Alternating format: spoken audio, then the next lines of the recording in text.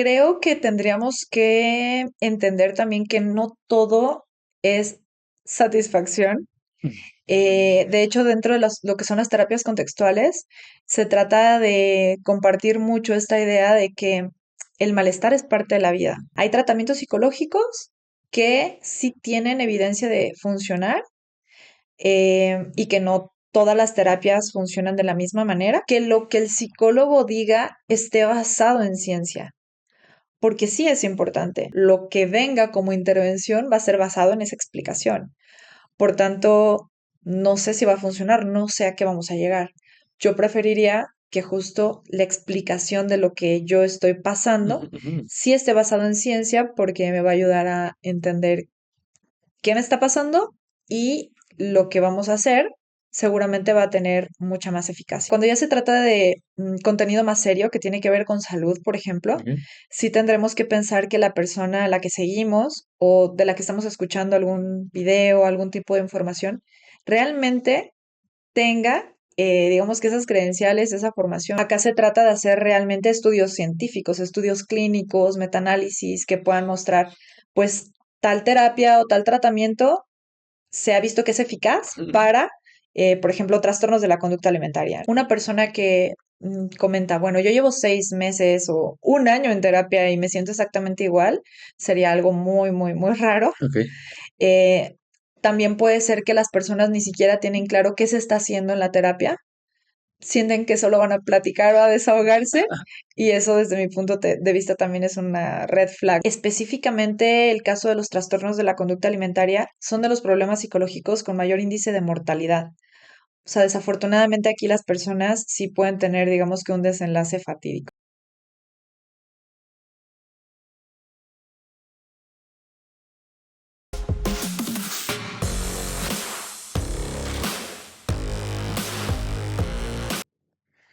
Hola a todos, bienvenidos a un programa más de ¿Quién eres? Les recuerdo, yo soy Abraham Sánchez. El día de hoy tenemos a Scarlett Espinosa, quien es psicóloga y maestra en terapia cognitivo-conductual y también es especialista en trastornos de la conducta alimentaria. Habíamos estado esperando un poco su entrevista, por fin pudimos concretarla. ¿Cómo estás, Scarlett? Bien, muchas gracias por la invitación. Muchas gracias por estar acá. Oye, siempre empezamos con la misma pregunta. ¿Quién es Scarlett? ¿Quién eres y por qué vamos a hablar de terapias basadas en evidencia contigo? Bueno, creo que me podría describir como una persona muy apasionada Ajá. por las cosas que le gustan. Em, Soy mamá de 2 niñas y pues hablando de mi profesión, soy psicóloga clínica, Ok. es decir, me dedico a la psicoterapia. Vaya, en psicología hay muchas áreas de aplicación Ujú. y creo que la imagen del psicólogo que las personas ubican más, pues es la que tiene que ver con el psicólogo clínico, que da terapia Ujú. psicológica. Em, También soy docente, Ok. imparto clases en algunos centros formativos y universidades. Ujú. Y bueno, creo que hoy en día también ya me podría denominar como divulgadora Ok. de psicología científica en redes sociales. Ok, perfecto. Que de hecho sí fue como te encontré, ¿no? Ah, sí. Oye, y hemos tenido algunos invitados y psicólogos, ¿no? Que nos dicen es que la terapia debería de ser pues, básica, o sea, como canasta básica, ¿no? O sea, todos deberíamos Ujú. de tenerlo, ¿no? Pero creo que en la sociedad en la que vivimos no necesariamente es así. Desde tu punto de vista, ¿en qué momento se convierte en algo que ya es imprescindible? O que le dirías a las personas, si te estás sintiendo de esta manera o hay esta situación, deberías de evaluar tomar terapia. Yo creo que tiene que ver con que la persona se dé cuenta que ya hay algo que interfiere en su funcionamiento diario, Ujú. pero pues importante, ¿no? O Ok. sea, si es como un obstáculo, por Ujú. ejemplo, para desempeñarse en su trabajo o para relaciones interpersonales, problemas de pareja, y que ese algo puede ser una cuestión emocional, una Ujú. cuestión conductual, en su salud también puede ser. Ujú. Claramente no siempre se trata de un problema Claro. psicológico. A veces las personas creen que es algo que el psicólogo podría atender Ujú. y en ocasiones nos damos cuenta que no, que es una cuestión médica Ok. o incluso una cuestión social Ajá. y que en realidad no se aborda desde la psicología, pero pues creo que ese sería el punto, ¿no? Cuando Ok. las personas se dan cuenta que hay algo ahí que está interfiriendo. Ok. ¿Cómo podría ser una cuestión social que no necesariamente un psicólogo tendría que atender? Pues, por ejemplo, cuestiones como la desigualdad, Ya. problemas socioeconómicos, cosas por el estilo, que pueden afectar a la persona de alguna manera, por llamarlo así, en sus emociones o en la forma en la que se percibe a sí mismo y que Ujú. no realmente se trata desde la psicología. Ok, perfecto. Oye, ¿y qué es la psicología basada en evidencia? ¿No? Como para poner a la audiencia en contexto. Bueno, la psicología basada en evidencia es como la combinación entre la mejor investigación que se hace Ujú, dentro de lo que son problemas psicológicos y las formas de intervención, ujú, ujú. la pericia del psicólogo y tomando en cuenta también lo que es el contexto del paciente. Ok. Toda esa combinación Ujú, pretende encontrar cuáles son las mejores intervenciones psicológicas para abordar los problemas psicológicos más comunes, ¿no? Como ansiedad, depresión, etcétera. ok. ¿Y cuál sería la diferencia entre aquella psicología que no está basada en evidencia? Pues sería justamente que hay, digamos, intentos de aproximación hacia esos problemas Ujú, psicológicos, pero que no cuentan con esa investigación empírica y que también como no son muy confiables, ok. por llamarlo así. Ujú, ujú, Y en realidad es que cualquier persona podría decir, bueno, yo hice, no sé, algún tipo de tratamiento o ujú, terapia ujú. y a mí me funcionó, pero acá se trata de hacer realmente estudios científicos, estudios clínicos, metaanálisis que puedan mostrar, pues, tal terapia o tal tratamiento se ha visto que es eficaz para, por ejemplo, trastornos de la conducta alimentaria, ¿no? Ok, Entonces eso ya es como algo más seguro, por llamarle así. ok. ¿Y cuáles son los beneficios? O sea, desde tu práctica, ¿cuáles son los beneficios que ves de practicar este tipo de psicología? Yo creo que, bueno, si lo planteamos desde lo que sería un beneficio social, Ajá, sería que justamente las personas tengan tratamientos más eficaces ok. eh, y que además pueden ser más seguros. Porque cuando se hacen este tipo de investigaciones, no nada más se determina si algo es eficaz o no, sino también si es seguro para las personas. Ujú, ujú, Y para los psicólogos, pues también el hecho de sentirse más confiados ujú. en el momento de las intervenciones, sabiendo que lo que uno está haciendo ya cuenta con investigación que prueba que justo es seguro, es eficaz Ujú. y por tanto, pues es como mucho más fácil accionar desde ahí. Ok. Oye, y veía en otras entrevistas que hiciste, que en la carrera de psicología pues es como una embarradita de muchas cosas, ¿no? Sí. Y que es difícil llegar a este punto de la psicología basada en evidencia, ¿no? O sea, que es como un camino que no necesariamente está marcado así cuando estudias psicología, ¿no? Sí. ¿Cómo fue que tú llegaste a esa parte? Bueno, yo siempre me interesé en encontrar un tratamiento eficaz para abordar los problemas de trastornos de la conducta alimentaria. Ujú, ujú. Entonces, primero encontré que justamente la terapia cognitivo-conductual era muy buena, Ok. pero yo pues seguí investigando al respecto. Bueno, yo salí de la universidad en el 2007.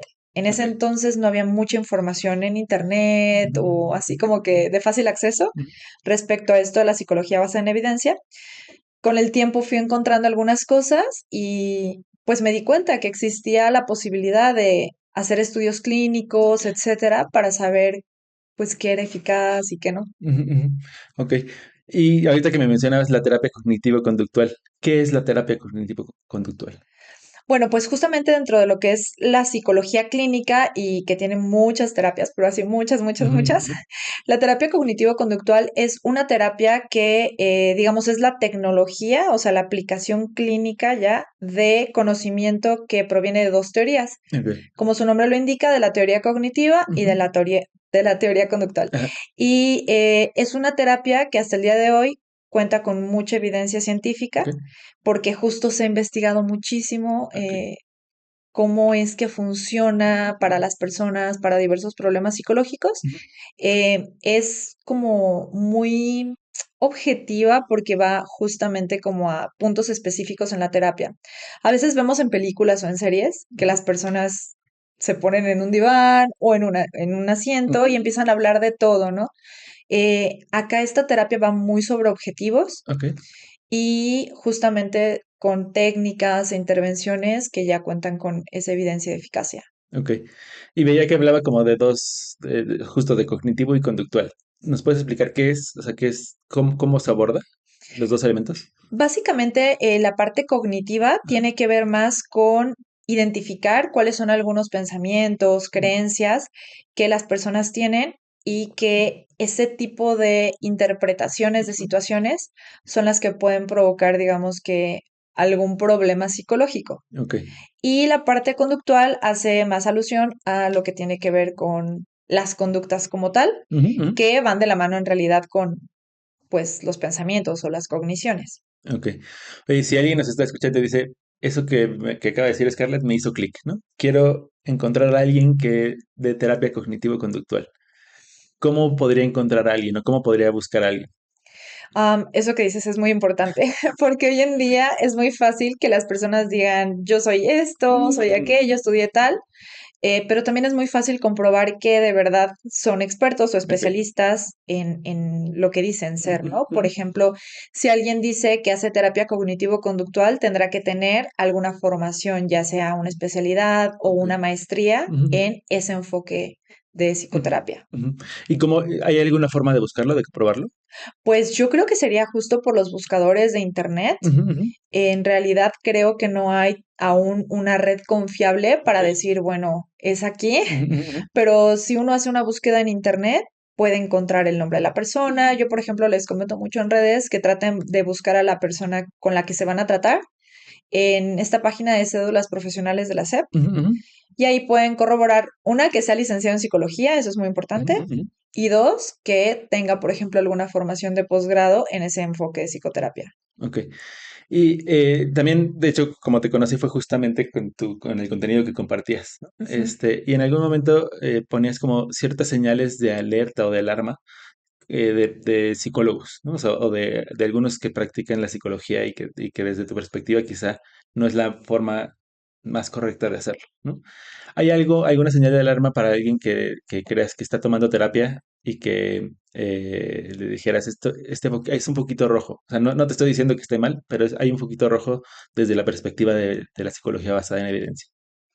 Mm, podría ser de inicio que noten que no hay una mejoría, Ok. porque justamente si hablamos de psicología basada en la evidencia, es que va a ser un psicólogo que aplique intervenciones que ya sabemos que sí tienen eficacia, ¿no? Entonces, una persona que comenta, bueno, yo llevo 6 meses o un año en terapia y me siento exactamente igual, sería algo muy, muy, muy raro. Ok. Eh, también puede ser que las personas ni siquiera tienen claro qué se está haciendo en la terapia, sienten que solo van a platicar o a desahogarse, y eso desde mi punto de vista también es una red flag, ¿no? Por Ujú, ujú, llamarlo ujú. así, porque hay psicólogos que sin tener la formación de psicoterapia, pues ofrecen terapia. Ujú.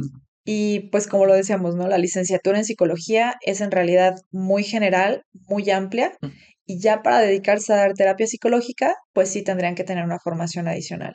Ok. Y desde el enfoque de la terapia cognitivo-conductual, ¿hay un tiempo en el que dices, en este momento ya deberíamos de tener los resultados que estábamos esperando? En sí, como la terapia cognitivo-conductual sí se basa en elaborar un diagnóstico que tiene que ver con esto del Manual Diagnóstico y Estadístico de los Trastornos Mentales, que se Ok. llama DSM-5. Ajá. Em, Se han desarrollado protocolos para esos diagnósticos específicos. Por Ok. ejemplo, hay un protocolo de terapia cognitivo-conductual para bulimia y si viene por número de sesiones, ejemplo, 20 Ok. sesiones, ¿no? Ok. Aunque en la realidad, pues también, como no tratamos con diagnósticos, Sí, sino claro. con personas, pues puede ser que no se ajuste a las 20 sesiones. Claro. Sin embargo, sí podríamos pensar que es una terapia de corta, mediana duración, no sé, 6 meses, algo por el estilo. Ok. ¿Y hay algún punto en el que, ya sea como paciente o como psicólogo, puedes decir, no estamos llegando a los objetivos, pero puede ser tal vez porque el paciente no está dispuesto a trabajarlo o no es el enfoque correcto? O sea, ¿cómo llegas a esa conclusión cuando no se llega al resultado? Si, por ejemplo, en esta terapia, desde el principio se pretende que los consultantes sepan qué es lo que también se espera de ellos. Ok. Y algo que yo les explico mucho es que aunque vamos a trabajar en la sesión, pues es 1 hora a la semana, ellos se llevarán algunas tareas, Mm. algunas cosas que hacer durante la semana, Ujú, ¿no? ujú. Entonces, eh, hay personas que sí se apegan muy bien a esto, pero si es alguien que por alguna razón no, evidentemente no va a haber muchos cambios. Entonces, pues aquí sí se platica esto, como parece que los ejercicios que hemos enviado y tal no están funcionando, así que tal vez pues no es la terapia para ti. Ok. Y justo hablando de trastornos de la conducta alimentaria, ¿qué es lo que hace que sea efectiva la terapia, este tipo de terapia atendiendo los trastornos de conducta alimentaria? Principalmente que justo cuando se habla de trastornos de la conducta alimentaria Ujú. hay muchas creencias, muchos pensamientos que van, digamos, retroalimentando Ok, las conductas de restricción alimentaria o todo lo que tiene que ver con pérdida de peso. ok, Y se trata de trabajar con eso y también se trata de analizar por qué las personas están teniendo estos patrones conductuales. Por ejemplo, en bulimia, donde hay atracón y luego inducción de vómito, por qué se están presentando esos patrones conductuales, qué los mantiene y cómo intervenir sobre ellos. ok. Entonces, resulta ser un enfoque muy eficaz. Por ejemplo, no es algo que vaya al pasado a decir, vamos a ver qué pasó en tu infancia, ¿no? Ujú, Sino más bien qué es lo que está pasando actualmente, qué es lo que piensas, qué es lo que haces, cómo está tu contexto actual ujú, ujú. para poder intervenir sobre ello y se obtienen buenos resultados. Ok. Y desde tu experiencia, ¿cómo es la forma más común en la que pacientes con trastornos de la conducta llegan a tomar terapia? ¿No?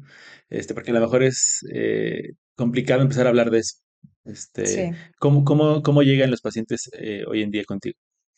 Casi siempre cuando se trata de cuestiones como bulimia, por Ujú, ejemplo, las personas ya no quieren estar dentro de estos ciclos en los cuales tienen atracones y vomitan, eh, y con esa desesperación, digamos, que buscan ayuda. Pero cuando se trata de patrones conductuales asociados a anorexia, donde es como más restricción alimentaria, ejercicio excesivo, las personas puede ser que ni siquiera se den cuenta que lo que están haciendo sí es problemático. ujú. Entonces, a veces esas personas buscan terapia, pero por otras razones. Por ejemplo, se sienten muy tristes, se sienten muy ansiosas, se sienten aisladas, acuden con nosotros y pues tras una evaluación nos damos cuenta que realmente el problema central, Eso. digamos, es el trastorno de la conducta alimentaria. Ok.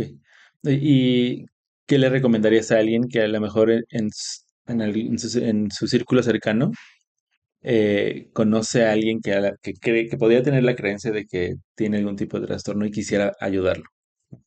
¿Qué le recomendarías a las personas que están en esa posición?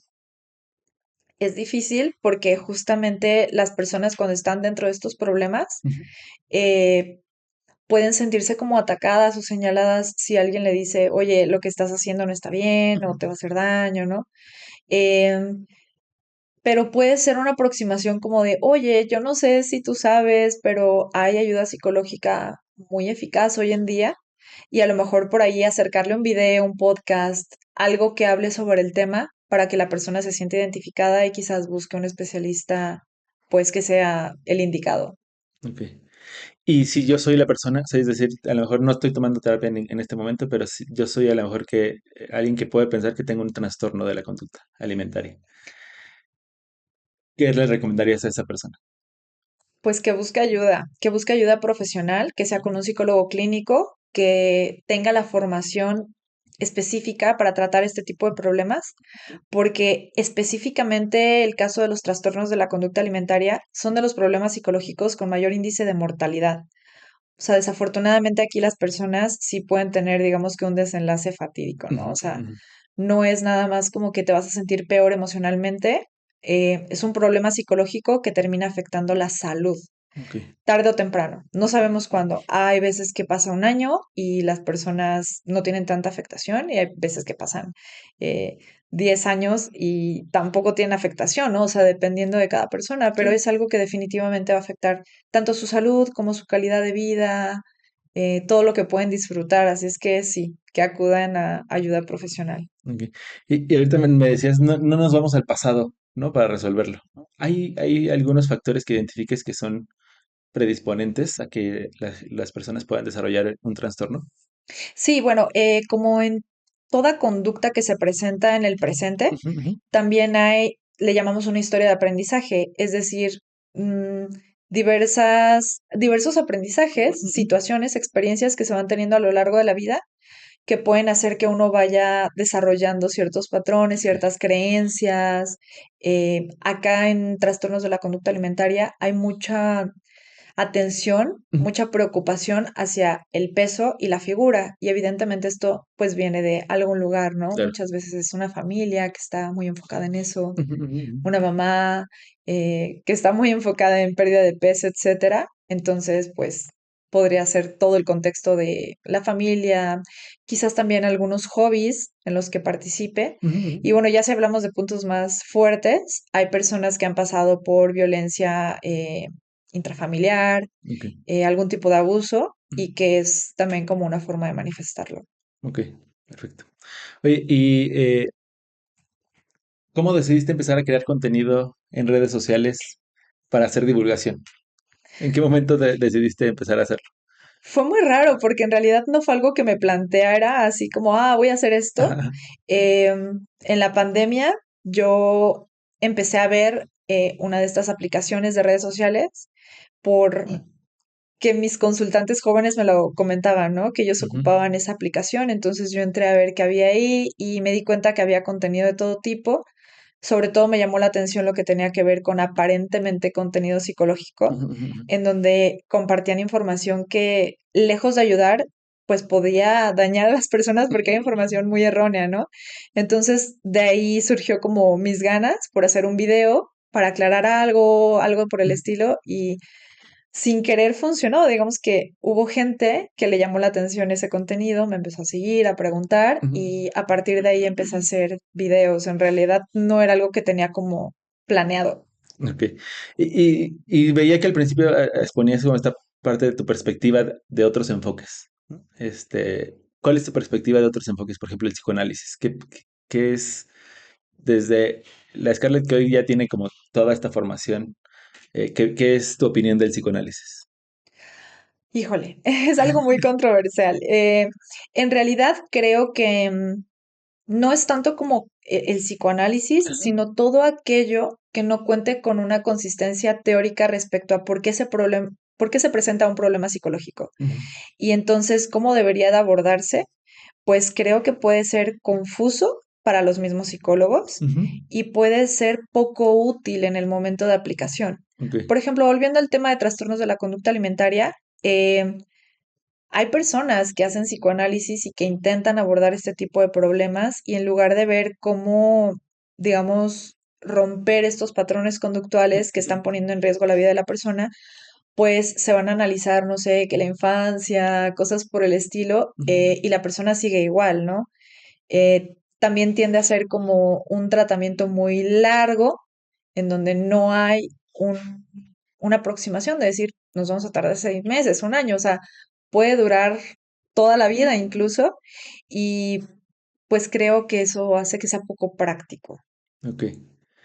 Sí, ¿y cómo manejas esta parte de, porque veía que de repente hay muchos comentarios de, no sé si llamarlo hate, pero esta parte de, es que tienes una mente cerrada, no estás abierta a otras cuestiones, ¿no? ¿Cómo empezaste a manejar tú desde tu persona ese hate en redes sociales? Pues yo creo que en realidad tiene que ver con que lo que yo estaba compartiendo sabía que tenía evidencia científica, Ujú. ¿no? Como tal, y mi intención era que las personas supieran que eso existía, las personas de la sociedad, que Sí. hay tratamientos psicológicos que sí tienen evidencia de funcionar, y que no todas las terapias funcionan de la misma manera. Y también, pues con otros psicólogos, saber que justamente lo que yo estaba compartiendo, ahora sí que no es algo que yo me haya creado, Sí, sí, inventado, sí. ¿no? Sino que es algo que ya existe Ujú. y que por esa misma evidencia que tiene, a mí me daba la seguridad para decir, Perfecto. no, Ujú, espera, ujú, ujú. esto sí funciona y esto no lo sé. Tú dime, si tiene evidencia, pues tráeme las pruebas, Ujú, ¿no? ujú, ujú. Em, Creo que es mucho como de entender qué es lo que quiere hacer uno, ¿no? Porque también al principio me la pasaba como desmintiendo mucho Ujú, ujú. y me di cuenta que la mejor aproximación era como más bien hablar de lo que sí funcionaba en lugar de estar como de que con contenido controversial, por Ujú. llamarle así. Sí, porque justo de hecho era algo que te quería preguntar, ¿no? O sea, porque tiene ya bastante tiempo que sigo tu contenido y que veía justo al principio era como que había mucha controversia alrededor de lo que compartías. Y poco a poco fue como más, no quiero decir light, pero más, menos controversial, ¿no?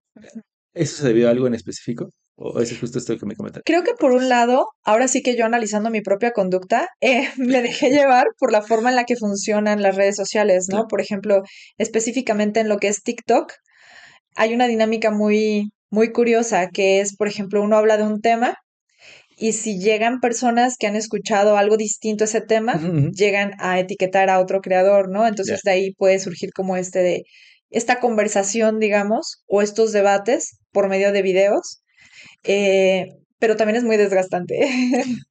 Así que bueno, cuando yo me di cuenta que ya no quería hacer eso, yo decía, bueno, yo voy a seguir hablando acá de lo que yo quiero hablar, ujú, ujú. independientemente de dónde me etiqueten o cosas así. Ok. ¿Qué fue lo más desgastante para ti de la situación? Pues yo creo que justo eso, o sea, encontrar que desafortunadamente el material que más hay en redes sociales y en internet en general es información, por ejemplo, de psicología que no es basada en la evidencia. Por acá también le llamamos como psicología pop, psicología popular, Ok. que son, pues no sé, conocimientos muy inventados, tal cual, quizás por la misma sociedad Ujú. y que no cuentan con un soporte científico y que eso es lo que más va a proliferar, ¿no? Entonces va a ser difícil poder desmentir todo o como ir en contra de todo. Ujú. Es mejor solamente hablar de lo que, pues de lo que sabemos que puede ayudar, de lo que sabemos que puede funcionar y pues a quien le llame la atención, adelante. Claro. Eh, y tú desde tu experiencia ya siendo creadora de contenido, ¿hay algo que veas como que hay que cuidar de nuestro consumo de redes sociales? O sea, y también como desde tu formación psicológica, decir, oye, también puede desencadenar algún tipo de tema psicológico. Muchas cosas, muchas cosas tendríamos que cuidar. Para empezar, esta parte de no tener un control sobre cuánto tiempo estamos en redes sociales, ¿no? Porque muchas personas sí terminan durmiéndose muy tarde o dejan de lado otras actividades porque obtienen como una satisfacción muy rápida en estar viendo videos y se puede ir una hora, 2 horas, 3 horas, ¿no? Entonces, desde la parte de limitar qué tanto tiempo está uno en redes sociales, creo que es importante. Ok. Y segunda, sí, definitivamente el contenido. Creo que una cosa es encontrar contenido de humor, Ujú, de comedia, eso está bien, ujú, no hay ningún problema, pero cuando ya se trata de contenido más serio que tiene que ver con salud, por ejemplo, ok, sí tendremos que pensar que la persona a la que seguimos o de la que estamos escuchando algún video, algún tipo de información, realmente tenga, digamos que esas credenciales, esa formación, ¿no? A veces me dicen como, eso es falacia de autoridad, pero pues no, en realidad, ¿cómo podríamos nosotros, no sé, saber de una enfermedad en los riñones ujú, de alguien que no ha estudiado al respecto, ¿no? claro. Tú puedes tener una opinión, pero no es lo mismo a hacer contenido informativo o educativo. Ahí Ujú, sí tiene que haber, evidentemente, una formación. ok. Y un poco regresando a la terapia basada en evidencia, hablamos de la cognitivo-conductual. ¿Hay otra que apliques de manera regular? Sí, en realidad hay muchas, o sea, la Ujú, terapia cognitivo-conductual es una y la más popular, digamos. ujú, Dentro de lo que son las terapias conductuales, se maneja que están las terapias de primera generación, que es la terapia conducta, la de segunda generación, que es la terapia cognitivo-conductual, ok, y las de tercera generación son las terapias contextuales, que es un grupo de terapias muy amplio, muy nuevo, que también cuenta con sustento empírico ok. y bueno, también suelo hablar de esto en mis redes, Ajá, ¿no? Porque hay muchos psicólogos en formación que tampoco saben esta información porque en la universidad no lo enseñan. claro. Ok. Y justo alguien que quisiera empezar a especializarse, ¿qué le recomendarías? Es decir, ya estoy estudiando psicología y te escucho Scarlett y digo, quisiera hacer eso. ¿Cuál es el camino? Yo creo que justo primero cuestionar lo que uno ya está aprendiendo en la Ujú, universidad. Em, no asumir que todo lo que estamos viendo, porque lo dice un docente, necesariamente es como el único conocimiento que existe, sino cuestionar si lo que estamos escuchando y aprendiendo realmente tiene esta evidencia científica, realmente es útil, es eficaz. Y si no, pues justamente buscar otras alternativas. Hoy en día justamente es que uno ya tiene acceso a artículos científicos Ujú. desde el internet, ¿no? O sea, desde Sí. un buscador. A mí me tocó todavía ir a las bibliotecas a sacar Ujú, ujú, estas revistas ujú, científicas y todo. Pues hoy en día se puede buscar artículos de esa manera, ujú, igual contenido en YouTube, podcasts, que hay contenido muy bueno sobre psicología científica. Así que sería más bien el saber cómo buscarlo, ¿no? Buscar psicología científica, psicología basada en la evidencia y con eso ya ir discriminando, como ujú, ujú. esto sí, esto no, en qué me puedo enfocar. Ok. Oye, y las primeras veces que aplicaste o que se aplica este tipo de terapias, en el psicólogo hay un temor de, o sea, al final hace rato decíamos, tratas con personas. Ujú, Y a veces vemos al psicólogo como esta persona en la que confiamos y lo que nos diga, pues lo vamos a hacer, ¿no? Hay ujú. una gran responsabilidad, creo que detrás de ser psicólogo, y atender a una persona. Sí. Las primeras veces que atiendes a una persona, ¿cómo es ese manejo de esa responsabilidad? Pues yo creo que justamente es algo que suele causar mucho temor cuando uno Ujú, comienza ujú, y eso es bueno, ¿no? Porque quiere decir que sí tienes ese sentido de la responsabilidad, de entender que lo que estás haciendo tiene un impacto no nada más con la persona con la que estás tratando, sino con todas las personas con las que esa persona convive y trata.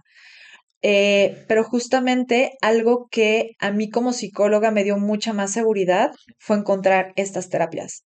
El saber que si yo hacía esto, iba a funcionar o al menos es más confiable ujú, que hacer otras cosas o no saber exactamente por dónde ir.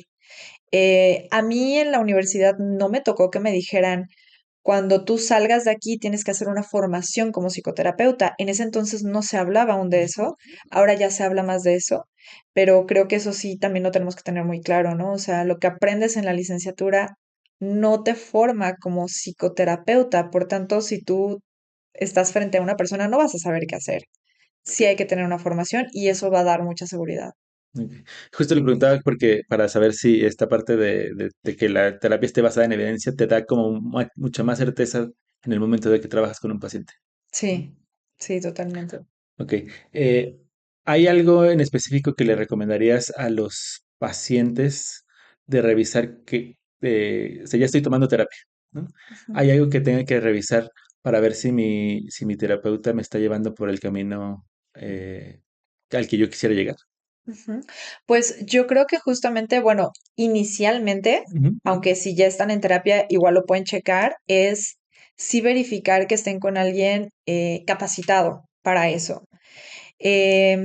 Segundo, que lo que el psicólogo diga esté basado en ciencia, porque sí es importante.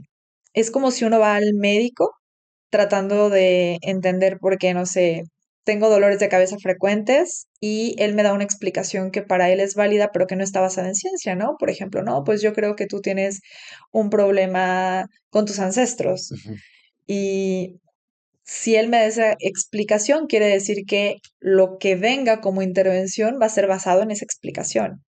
Por tanto, no sé si va a funcionar, no sé a qué vamos a llegar. Yo preferiría que justo la explicación de lo que yo estoy pasando ujú, ujú, sí esté basado en ciencia porque me va a ayudar a entender qué me está pasando y lo que vamos a hacer seguramente va a tener mucha más eficacia, ¿no? ujú, Ahora, también hay personas que dicen, no, o sea, yo quiero hacer esto otro, aunque sé que no tiene evidencia científica, pues cada quien puede elegir. ujú. Pero como psicólogos sí tendríamos esa responsabilidad de más bien ofrecer solamente aquello que tenga evidencia de eficacia, ¿no? Porque pues justamente trabajamos con personas. Ok. ¿Y hay algo que digas, esto es importante si te estás formando como psicólogo? Me encantaría que todos lo tuvieran consciente y a mí me hubiera gustado saberlo cuando ya salí a empezar a tratar personas. ¿Hay algo que les recomendarías? Tal vez va a sonar muy redundante, pero justo el saber que no todo lo que aprendemos en la universidad Ujú, tiene esa base científica. Eso sería lo primero. Y lo segundo, que como psicólogos nunca vamos a dejar de aprender, porque al ser una ciencia que está en constante cuestionamiento y que se van encontrando hallazgos nuevos, pues justamente lo que uno aprende puede ser que después cambie y hay algo mejor Ujú, ujú, y entonces habrá que formarse en eso. claro. Así que es algo en lo que nos vamos a estar formando constantemente. Pensar que solamente estudiar 4 años y medio de la licenciatura, ya Ujú, con eso terminó tu formación, sí, no. no, no va a suceder. Ok. ¿Y hay algo que les dirías a las personas que a lo mejor hoy se sienten eh, abrumadas, aún con terapia, este, que les pudiera ayudar a ver las cosas de una manera distinta?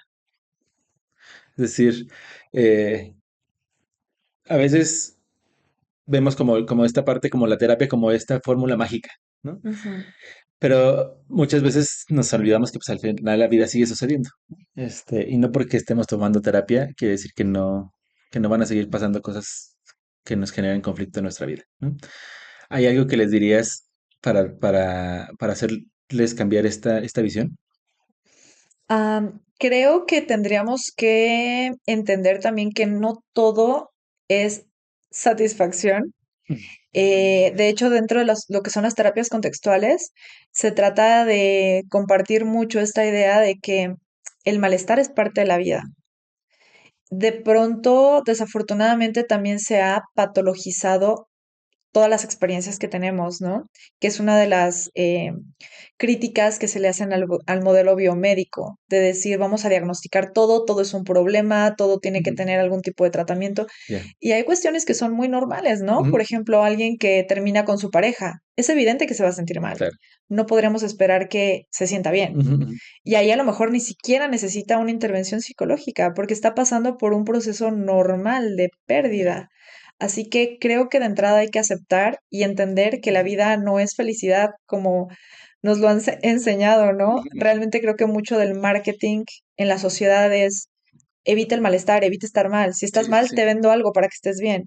Cuando la vida lleva un Ujú, poco de ujú, malestar. ujú, Así que solamente cuando ese malestar es muy intenso, ajá, tal vez hay que buscar ayuda extra. ok, perfecto.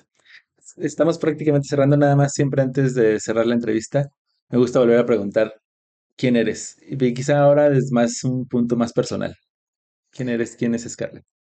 Bueno, pues yo diría que soy una psicóloga clínica muy apasionada. En realidad, sí es parte de mi identidad porque me gusta mucho mi profesión, Ujú, me gusta mucho lo que hago, lo que estudio y las personas con las cuales llego a conversar en redes sociales, me interesa que sepan un poco de lo que yo he aprendido y también que juntos podamos ir como aprendiendo y construyendo nuevos espacios, nuevo conocimiento. ok, perfecto. Nada más antes de despedirnos, si hay algo que quieras compartir con la audiencia, tus redes sociales, lo que sea, aquí la cámara acá está abierta. Ok, bueno, si alguien me quiere seguir en mis redes sociales, me pueden encontrar como psicóloga Scarlett Espinosa en Facebook. En Instagram también estoy como Scarlett Espinosa y en TikTok también. Y pues por ahí normalmente comparto información útil, cursos, congresos que tienen que ver con todo esto de la psicología basada en evidencia. Así que si alguien está interesado, puede ir a checar por allá el contenido que tenemos. Excelente, muchas gracias, Scarlett. Pues de mi parte, estamos cerrando el capítulo. Les recuerdo, mi nombre es Abraham Sánchez. De todos modos, las redes sociales de Scarlett y las nuestras van a aparecer en pantalla para que vayan y nos sigan. No se olviden de comentar, darle like y suscribirse. Nos vemos en el siguiente capítulo.